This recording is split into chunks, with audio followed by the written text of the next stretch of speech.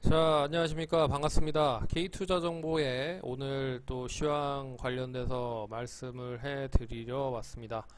자, 오늘 시장 보시면 아시겠지만 상당히 좀 북한발 리스크에 대한 부분들이 계속 시장을 좀 억누르는 그런 흐름들을 보이면서 마감을 했습니다.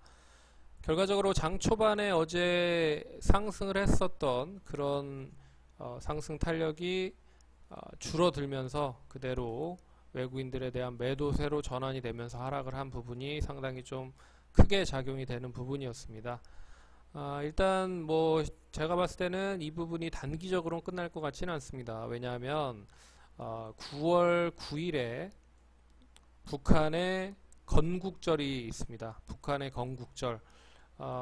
작년 같은 경우에는 건국절 당일에 결론적으로 핵 관련된 부분을 언급을 하면서 다시 이야기를 했지만 올해는 뭐 얘기가 좀 틀린 것 같습니다. 예, 저번 주에 이제 핵 관련된 부분을 뭐 이야기를 하는 걸 봐서는 자기가 원하는 만큼의 계속 테이블로 이끌려고 하는 흐름들이 나오고 있지만 미국도 그렇고 우리나라도 그렇고 섣부르게 그 테이블로 나오지 않는 부분들이 계속 나오고 있기 때문에 뭐 오늘 장중에 뭐 들리는 루머적인 부분에 있어서는 ICBM을 다시 재배치를 하고 있다 뭐 이런 얘기도 시장에서 나오면서 다시 시장이 좀 출렁거리는 흐름들을 보였습니다. 외국인들도 선물에서 한 6,900계약 정도 매도를 해서 금액으로는 5,300억 정도 매도를 했고요. 코스닥 한 600억, 547억 매도, 거래소 쪽에는 2134억 매도를 했습니다. 결과적으로는 북한발 리스크가 계속적으로 드리워지고 있는 흐름들이 나오고 있고요.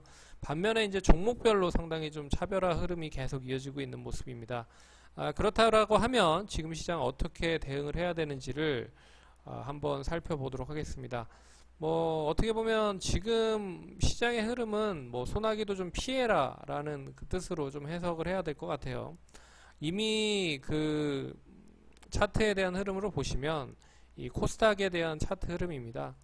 이 고점이 그 지금 드리워진 상태 679포인트 정도의 상태를 계속 뚫어내지 못하고 있는 가운데서 지금 뭐 예전의 박스권 하단 부분까지 다시 뭐 이어지고 있는 흐름이기 때문에 그렇다라고 하면 이 앞선 그 매물이 상당히 좀 많이 펼쳐질 가능성이 높다라는 부분이죠. 이 부분. 그렇기 때문에 이 매물을 소화하기에는 상당히 좀 버겁다라고 봤을 때는 뭐 시장은 다시 하방 경직을 그리면서 일단 바닥을 좀 확인할 수 있지 않을까. 그래서 결과적으로는 이 바닥 구간을 계속 길게 봤을 때는 630포인트까지 열어놓으면서 다시 한번 바닥을 좀 다지는 흐름이 어디 시점에서 나올지에 대한 부분을 찾는 것이 중요할 것 같습니다. 그렇다라고 하면 우리는 이 지금 이제 변동성이 상당히 좀 심해진 이 흐름에서 어떻게 대응을 해야 되냐? 결론적으로는 종목 수를 상당히 좀 줄여야 될 필요가 있습니다. 한 5개 내지 10개의 개인 투자자분들에 대한 종목이 있다라고 하면 종목 수를 상당히 좀 줄여야 할 것이다. 그래서 저희도 지금 K투자정보 쪽에서 계속적으로 종목을 좀 줄이면서 대응을 하고 있습니다. 지금 포트에는 종목이 한 2개 정도 있고요. 현금으로는 한 80% 비중으로 가지고 있다. 그리고 종목은 20%를 가지고 있다. 그렇다라고 하면은 이 80%를 가지고 뭐 어떻게 대응을 할 거냐?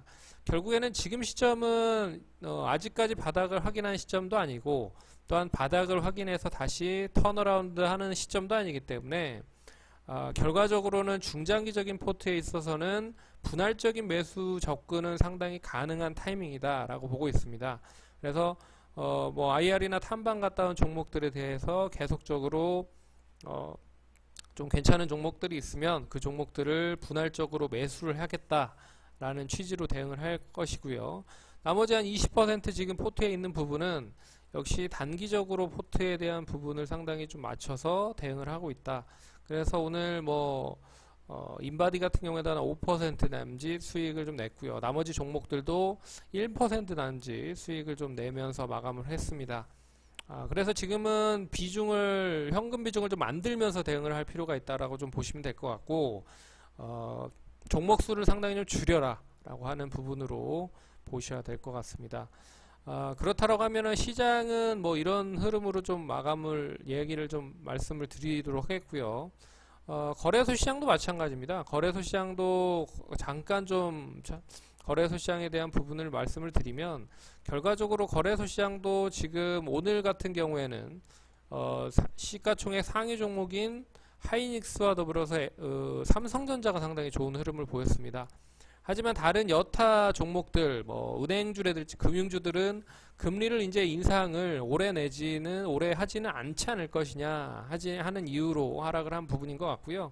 다시 뭐 석유화학이라든지 그리고 뭐 자동차는 한미 FTA 관련된 부분의 이슈가 다시 한번 불거지면서 약세 흐름을 보이고 있었고, 그렇기 때문에 특별히 뭐 상승을 할 수 있는 쪽이 뭐 건설이라든지 IT 쪽으로 몰리면서 지수는 그렇게 빠지진 않았습니다. 0.1% 정도 시가총액 상위 종목들이 뭐 지지를 해주면서 상승을 했기 때문에, 하지만 이제 코스닥 시장과는 좀 별개의 흐름으로 좀 보셔야 될 필요가 있죠. 왜 그러냐면 코스닥 시장은 이미 고점을 계속 돌파하지 못한 구간에서 움직였지만, 거래소 시장은 이미 고점을 갱신을 했었습니다. 그렇기 때문에 추이 자체도 상당히 좀 좋았었던 뿐만 아니라, 이 상승 추이가 이 단기적으로 좀 꺾여 있는 흐름이지만, 결론적으로는 예전에 박스에 대한 흐름을 보였었던 그 구간까지 하락을 해버렸기 때문에, 그러면 이 구간에서 좀 단기적으로 좀 조정이 이어질 수도 있지 않을까라고 좀 보셔야 될 것 같긴 하지만, 아직까지는 잘 버티고 있는 흐름입니다. 그래서 길게 봤을 때는 2250포인트까지 지지를 할 수 있다라고 좀 보고 있고요. 단기적으로는 시작했었던 그 시발점이 되었었던 부분이 2300포인트입니다. 그래서 2300포인트에서는 여전히 유지를 해주고 있다라는 부분으로 보시면 될 것 같습니다. 그러면 거래소 시장의 지금 시점이 이런 흐름인데, 결론적으로 거래소 시장도 뭐 IT 쪽으로만 매기가 몰리고 있고, 그렇지 않은 쪽으로는 계속 뭐 지지부진한 흐름을 보이고 있습니다. 그래서 결국에는 거래소도 오전에 뭐 외국인들이 계속 매도를 해서 결국에는 작가 서두에도 말씀해드렸지만 2100억 정도 넘는 매도를 했고요.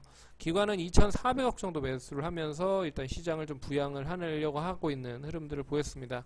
결국에는 뭐 IT 말고는 없다 라는 부분으로 볼 수 있기 때문에, 일단 지금 시점이 상당히 중요한 흐름인 것 같고요. 그리고 지금 이동평균선으로 봤을 때는 이제 121선에 유지를 하고 있는 부분이기 때문에, 여기를 지지해주는지 여부가 상당히 중요할 것 같습니다. 여기를 지지를 하지 못한다라고 하면은 지난번에 박스권 흐름 같이 한 2250포인트까지 열어두면서 봐야 되지 않을까라고 보고 있고요.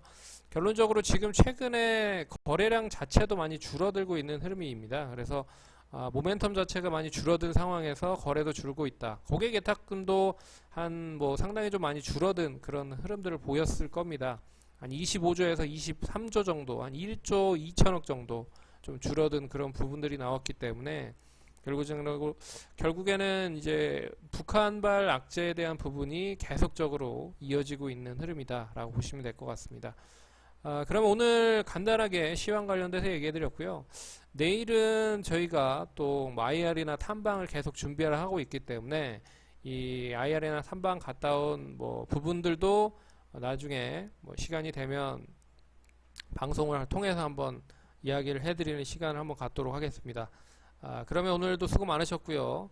저희 K투자정보는 다양한 증권사와 제휴하고 있는 그런 B2B 서비스입니다. 그래서 지금 현재 다양한 증권사들의 투자 정보 제공을 하고 있기 때문에, 단돈 예치금 200만원으로만 이용을 하면 바로 이런 다양한 컨텐츠들을 이용을 할 수 있다라고 보시면 될 것 같고요. 계속적으로 많은 이용 부탁드립니다. 그러면 오늘 방송 이것을 마치도록 하겠습니다. 감사합니다.